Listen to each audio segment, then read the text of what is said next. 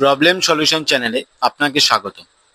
কিছুদিন ধরে আপনারা সোশ্যাল মিডিয়াতে একটা জিনিস বারবারই শুনছেন, ভোটার কার্ড আপডেট নিয়ে। যাদের পুরনো ভোটার কার্ড রয়েছে তাদেরকে নতুন কিছু ডকুমেন্টস দিয়ে সেটিকে আপডেট করতে হবে। আপনারা কি কি ডকুমেন্টস দিয়ে আপডেট করবেন, এই আপডেটটি কাদের করতে হবে এবং কাদের করতে হবে না, সেই বিষয় নিয়ে আজকের আলোচনা।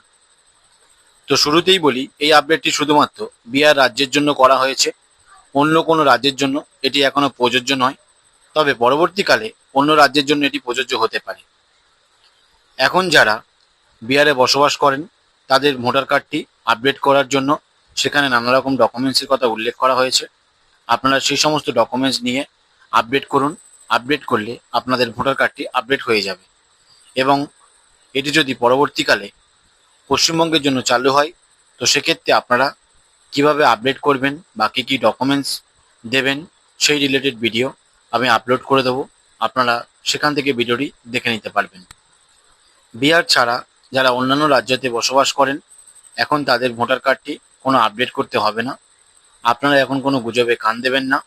যখন পশ্চিমবঙ্গ রাজ্যের জন্য এটি প্রযোজ্য হবে তখন আমি আপনাদেরকে জানিয়ে দেব। আপনারা যখন ওয়েবসাইটটি ওপেন করবেন, শত উপরে একটি নতুন অপশন অ্যাড করা হয়েছে, সেখানে লেখাই রয়েছে উল্লেখ করে বিহার বলে। তো আপনারা বুঝতেই পাচ্ছেন এই আপডেটটি শুধুমাত্র বিহারের জন্য। বিহার ছাড়া এখন অন্য কোনো রাজ্যের জন্য এটি এখন চালু করা হয়নি।